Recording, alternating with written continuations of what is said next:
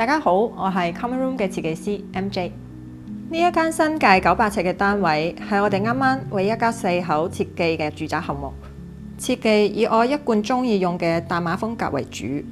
簡潔嘅黑白色調同埋木質嘅細節，令到屋企有一種好 relax、好 cozy 嘅感覺。佈局上，我哋喺唔算大嘅空間入邊 fit in 咗3間睡房同埋1間桑拿房，都係一個設計嘅挑戰。屋主有2個小朋友，所以佢哋想要一個美學同埋功能性兼備嘅設計，同時都想加入智能家居嘅元素，令到生活更加方便同埋安心。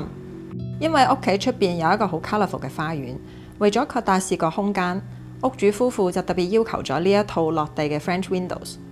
考慮到安全嘅問題，我哋就特別為屋主安裝咗施耐德電器嘅 Wiser 智能家居方案，能夠 detect 到門窗嘅開關。假如夜晚有人闖入，系統就會立即提示屋主，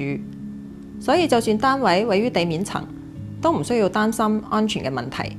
夜晚瞓覺或者出去旅行都可以更加安心。因為安裝咗 Wiser 智能家居方案，屋企人透過 Wiser 手機嘅應用程式，就可以根據唔同嘅需要同埋使用場景，甚至天氣嘅狀況而設定系統相應設備嘅模式。例如小朋友房嘅窗簾就設定咗喺平日每一朝7點鐘會自動拉開，自然日光射入房，就令到小朋友更加容易起身返學。而喺主人房，屋主就設定咗每逢 weekend 同埋落雨天陰嘅日子，窗簾就會自動關上。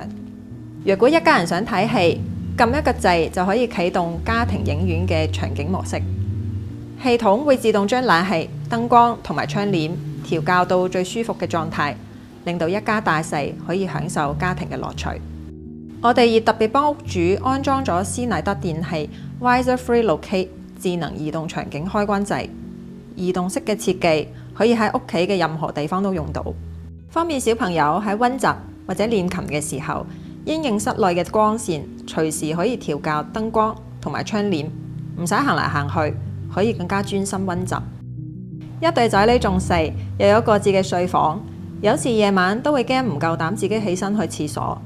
所以我哋都喺床邊同埋走廊位安裝咗 Wiser 智能紅外線嘅感應器。如果小朋友夜晚自己起身去廁所，床頭燈同埋走廊燈都會自動亮起，令到佢哋唔會怕黑，夠膽自己去廁所就唔使再叫醒爹哋媽咪啦。對於有小朋友嘅屋企，Wiser 智能家居方案絕對係一個安全同埋稱心嘅智能管家。